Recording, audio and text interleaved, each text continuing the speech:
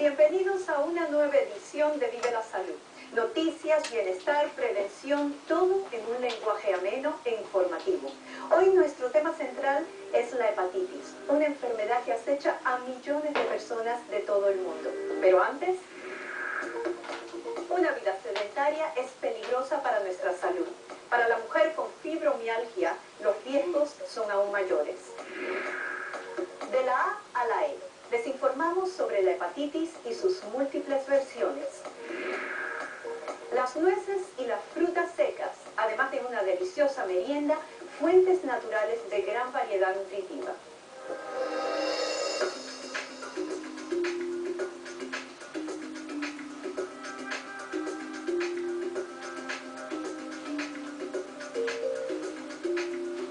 Y llegó el momento de repasar las noticias de salud y bienestar, esta vez con María Alejandra Requena, encantada de tenerte y adelante con esas noticias de salud. ¿Qué tal, Marisa? Bueno, un gusto compartir contigo estas noticias que traemos el día de hoy. Por ejemplo, comenzamos con la fibromialgia, que lamentablemente las mujeres que la padecen no hacen suficiente ejercicio. Estamos hablando de un 16% que lamentablemente son los únicos que hacen algún tipo de actividad física. Ahora, muchos se preguntarán qué es la fibromialgia. Para el que lo tiene, lo sabe muy bien. Sí. Es un trastorno que produce dolor en los músculos, fatiga, un tipo de cansancio, pero puede ser realmente terrible. ¿Qué es lo que se descubrió? Que lamentablemente la mayoría de las personas que sufren la fibromialgia no hacen la suficiente actividad física. Algo que me sorprendió, en primer lugar, que fue un estudio realizado por la Universidad de Granada, en España, con mujeres, creo 468 mujeres, y lo que me sorprende en primer lugar es la cantidad que se camina generalmente en España. Y sin embargo, estas mujeres no lograron hacer el ejercicio necesario. María Alejandra, que estamos hablando que son 150 minutos a la semana.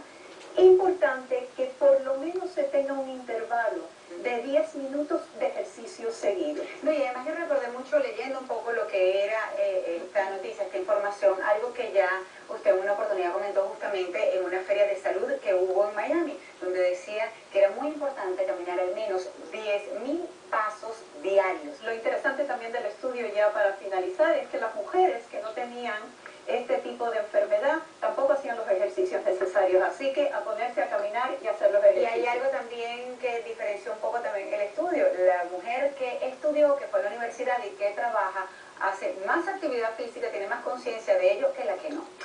Segunda noticia. Segunda noticia es algo que me parece que tiene muchísimo sentido, doctora, y es cómo puede ayudar la música, el playlist de cada persona, porque además es algo, una elección muy personal, para recuperarse, sobre todo cuando se tiene escalas de dolor. Y esto lo hicieron además un estudio entre niños. Lo dividieron en tres partes. A uno, pues recuperándose de una enfermedad o de una cirugía, pues escuchar su playlist, la música que más le gustaba. Al otro grupo les leyeron cuentos, sus cuentos favoritos también, por supuesto, los que ellos escogieron.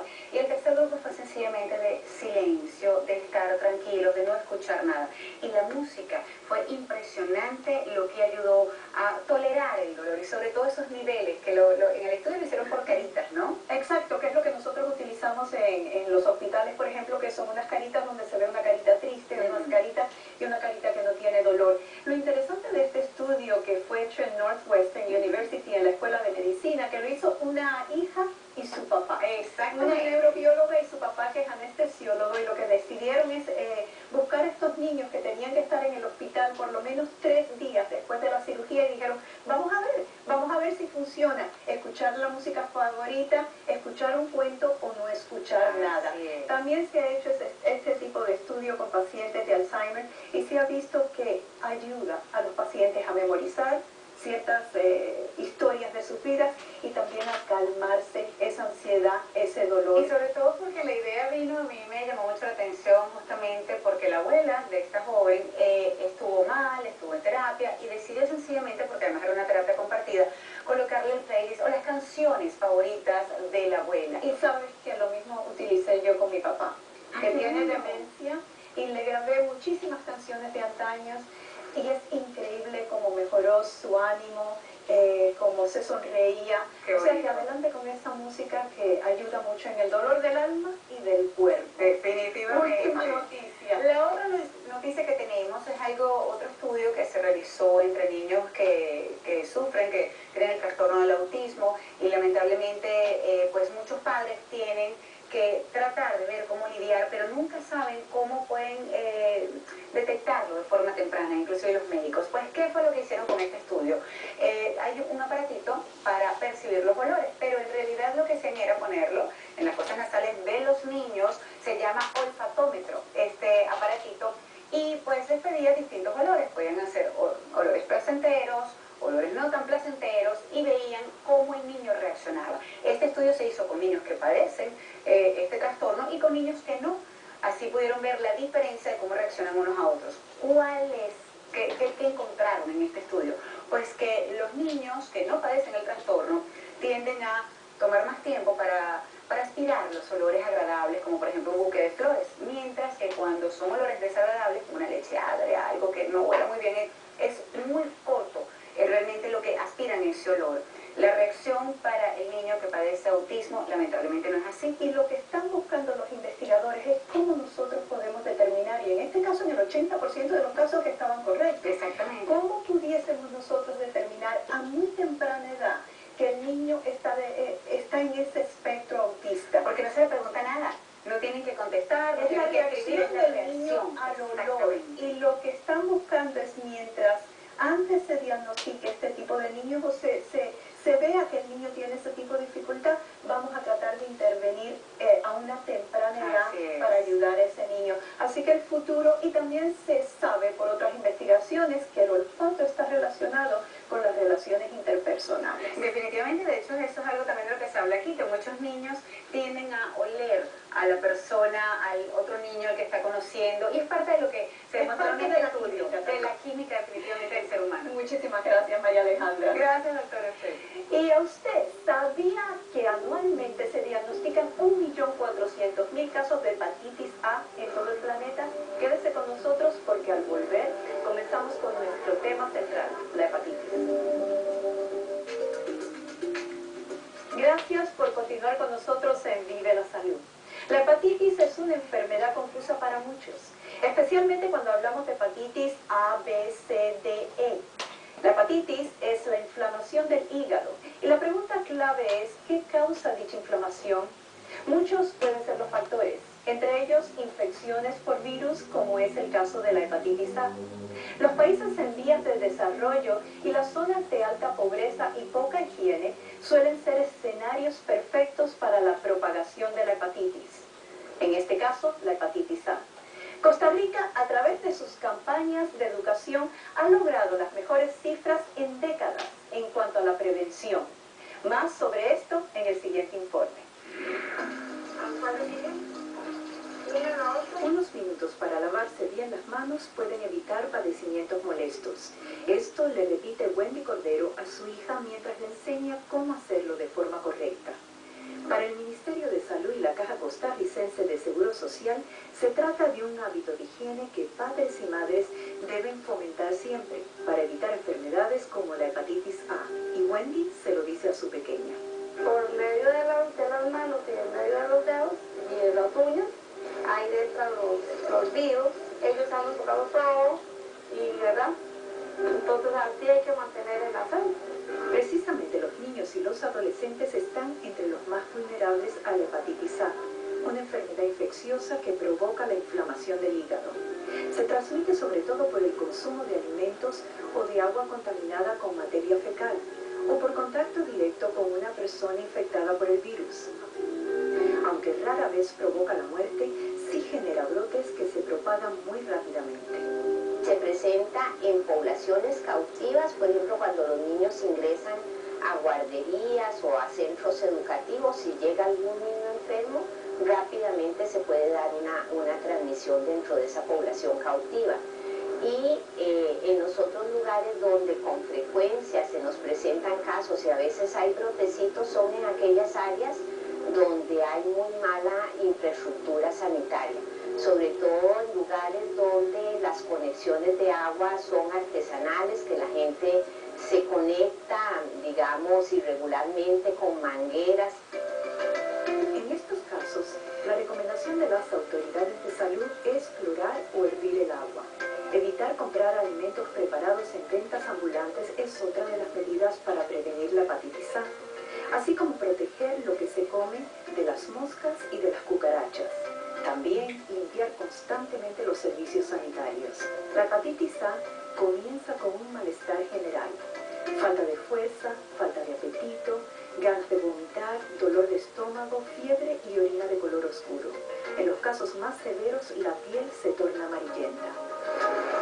Ana María Acuña la tuvo de pequeña y todavía recuerda los cuidados de su madre. Por ejemplo, reposo, alimentos con poca grasa y algún dulce. Ponía frutas a serenar, digamos, como encima del zinc, ¿verdad? Entonces caía sereno, la fruta quedaba llena de sereno, ¿verdad? Y en la mañanita, eso era lo que nos daban.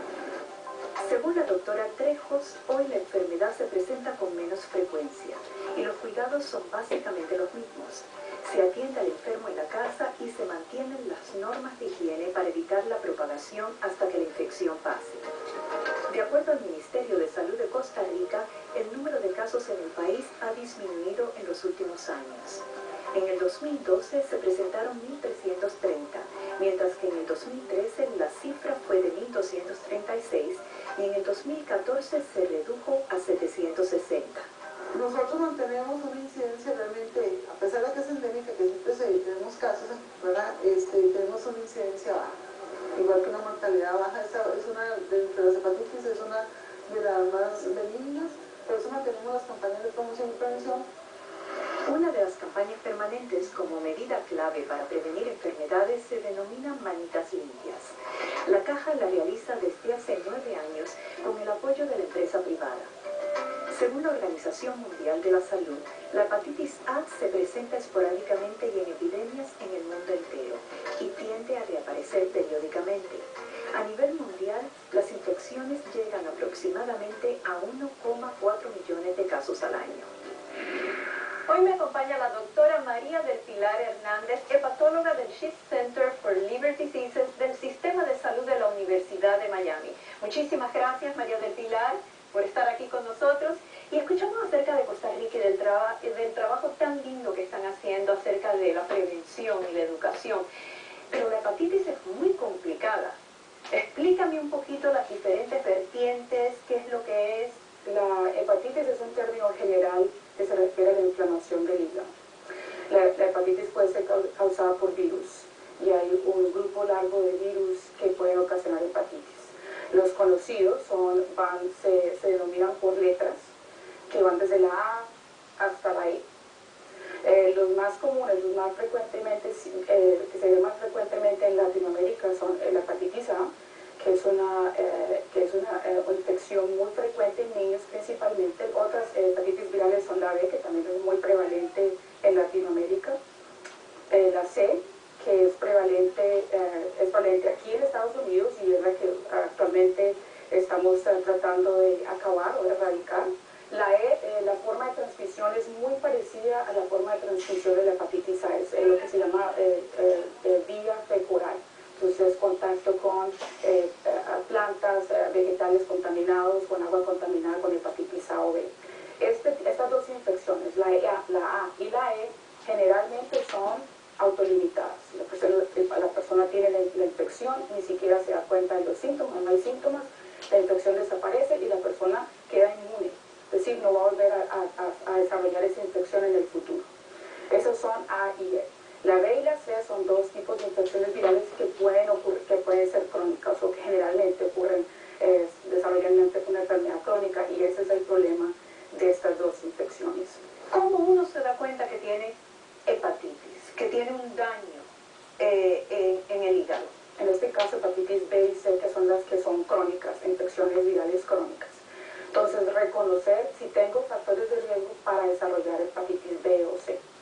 Esos factores de riesgo son una historia de uso de drogas, inyección intravenosa de heroína, cocaína. Entonces estas cosas aumentan el riesgo de tener hepatitis C o hepatitis B. La hepatitis B es una infección que también se transmite con una alta frecuencia de manera sexual. La hepatitis B también se transmite, se llama transmisión vertical, mamá-hijo. Y es muy frecuente en Latinoamérica. Hay lugares donde la prevalencia de transmisión vertical de madre a hijo es alta. Cualquier persona que tenga evidencia de inflamación, y eso se manifiesta en una muestra de sangre con unas pruebas de hígado anormales o elevadas.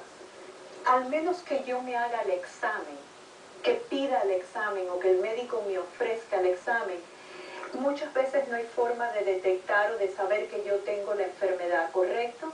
Exacto. O sea que asumo que hay muchas personas en el mundo entero caminando por años que tienen una de estas hepatitis, o por lo menos la B y la C, y que en realidad no lo saben. Exactamente.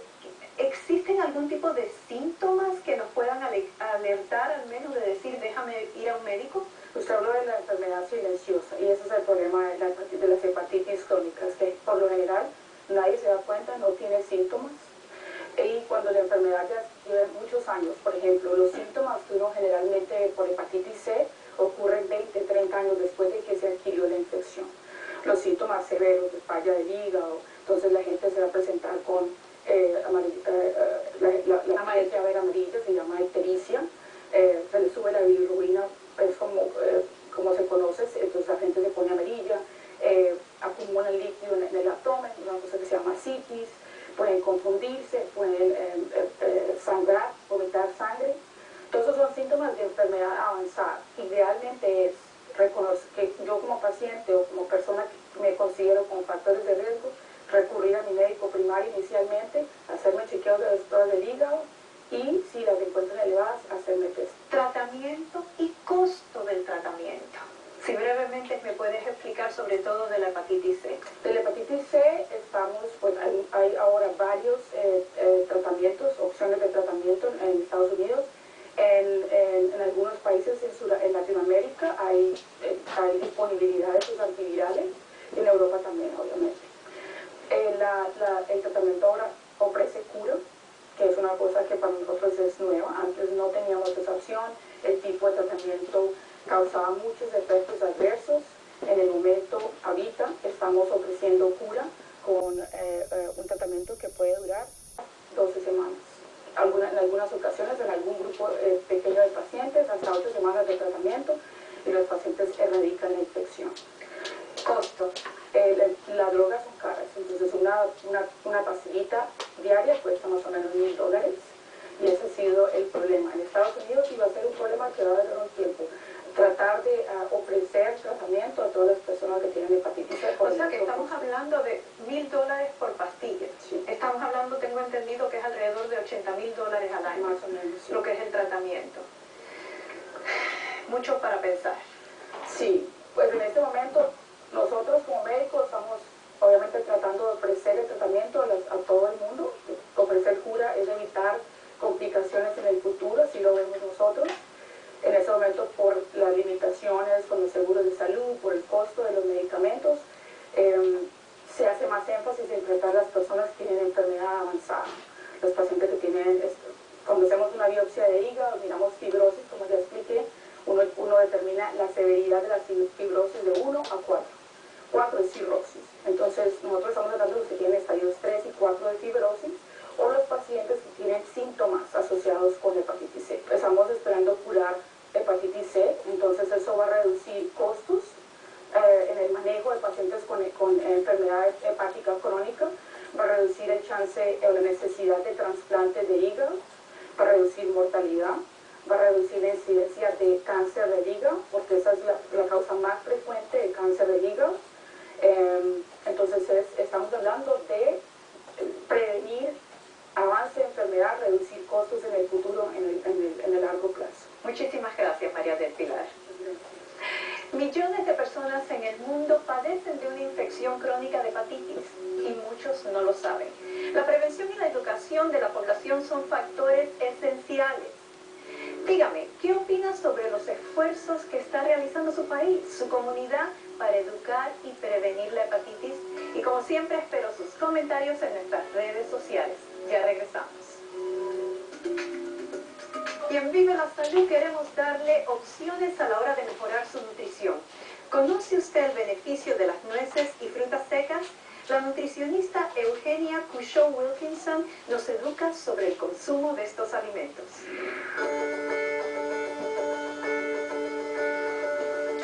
Estamos frente al lugar donde tenemos los mejores suplementos vitamínicos que se pueden encontrar. De la naturaleza vienen directamente para nuestro hogar. Tan solo en una palma de una mano podemos reducir el riesgo de contraer problemas cardiovasculares, cardíacos, diabetes y enfermedades por envejecimiento. El único tema que tenemos que cuidar es que son concentrados en aceites, concentrados en proteínas y en fibra. Por lo tanto, estos elementos deben ser cuidados cuando tenemos alteraciones en las que se relacionan ellos. Para la gente que es vegetariana es una excelente forma de incorporar proteínas. Los aceites que tienen son muy buenos, pero tienen que equilibrarlo. La gente que quiere perder peso debe ir a un profesional, no puede autorregular la cantidad, porque estos productos en pequeño volumen tienen gran cantidad de calorías. Las frutas desecadas tienen la misma propiedad de la fruta de origen, por ejemplo, las manzanas poseen las mismas propiedades. Sin embargo, al haberse extraído la cantidad de líquido cuando se desecó, pierden prácticamente el 80% de su peso y al perder ese agua pierden muchas vitaminas, son muy ricas en fibra, pero esta deshidratación hace que el alimento necesite volver a absorber ese líquido que le han sacado antes. Entonces, esta fibra puede actuar cuando tenemos constipación o cuando estamos estreñidas en cantidades limitadas. Si consumimos mucha cantidad, podemos tener problemas digestivos. Tienen un buen concentrado en calorías, por lo tanto hay que controlar la cantidad. Y hoy quiero dedicar mi último apunte a la hepatitis C, la llamada epidemia silenciosa, la que acecha y se esconde por años. Según los Centros para el Control y la Prevención de Enfermedades de Estados Unidos, esta enfermedad afecta a miles de personas de la llamada generación de los baby boomers, o quienes nacieron desde el fin de la Segunda Guerra Mundial hasta 1964. Y lo hace de forma incógnita, irreconocible, hasta convertirse en el enemigo mortal. Aún se desconoce la razón por la cual el virus se ha ensañado con ese grupo demográfico. Algunos culpan a esa era intensa de amor libre, descuidos y drogas, lo que ha traído vergüenza y mucha culpabilidad a millones de vidas, además de dolor y muerte. Y aunque no existen ni vacunas, ni la posibilidad de dar marcha atrás al tiempo, ni nuestras acciones, sí existe la premura de que cada persona perteneciente a esa generación, los baby boomers, haga que el examen de la hepatitis C sea parte de su evaluación médica. Es un examen que puede abrir las puertas a un futuro saludable. No mire atrás. Gracias una vez más por acompañarnos y solo recordarle que con la salud no se juega.